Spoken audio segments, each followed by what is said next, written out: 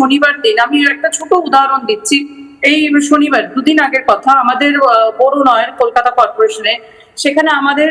সব থেকে একটা অদ্ভুত যেটা ভালো লাগা, যেটা আমার ভালো লেগেছে, আমি আমার ব্যক্তিগত মতামতটা শেয়ার করছি আপনাদের অন স্ক্রিন নিউজ চ্যানেলের মাধ্যমে, যে একটা মানুষ যিনি আমাদের এই ভবানীপুরের সদ্য বিধায়ক হয়েছেন, এই অঞ্চলের এমএলএ হয়েছেন, এবং সব থেকে বড় কথা তিনি সারা বাংলার এখন মুখ্যমন্ত্রী মাননীয় শুভেন্দু অধিকারী মহাশয়, তিনি আমাদের বোরোতে এসেছিলেন শনিবার দিন এবং সন্ধ্যেবেলা একটি প্রশাসনিক মিটিং করেছে, যেই মিটিং এ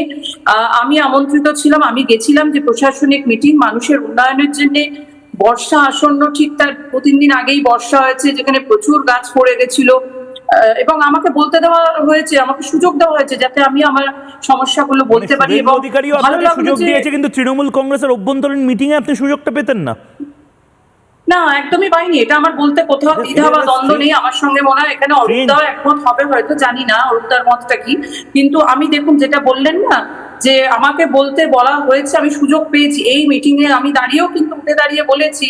যে এইরকম মিটিং আগে কোথাও হয়নি বা কোনোদিন হয়নি। এটার সঙ্গে মনে হয় আমার সঙ্গে অনেকেই সহমত পোষণ করবে, যে একজন মানুষ তিনি বোরোতে এসে, বোরো লেভেলে এসে, দেখুন আমরা তো একটা ছোট জায়গায় ব্লকে রয়েছি, সেখানে ওই চেয়ারটা একটা অনেক উঁচু জায়গায় চেয়ার, সেই চেয়ার থেকে উনি এসে আমাদের সঙ্গে, আমাকে অন্তত বলার সুযোগ দিয়েছে